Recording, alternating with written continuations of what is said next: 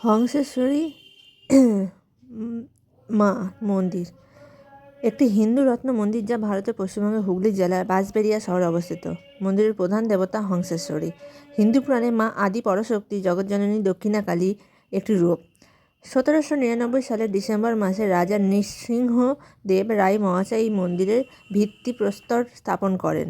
তিনি 1802 সালে দ্বিতীয় তলা নির্মাণ শেষ হওয়ার পর প্রতিষ্ঠাতা এই সুদূর বিখ্যাত মন্দিরটি অসম্পূর্ণ রেখে মারা যান।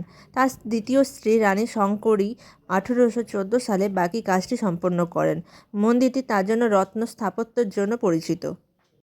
বাঁশবেড়িয়া হলো একটি শিল্প শহর যা ব্যান্ডেল এবং ত্রিবেণীর মধ্যে অবস্থিত। রানী হংসেশ্বরী ছিলেন রাজা নৃসিংহদেব রায়ের মা, তাই দেবতাকে মা হংসেশ্বরী নামে পূজিত করা হয়। হিন্দু পুরাণে দেবতাকে মা কালীর রূপ হিসেবে পূজা করা হয়।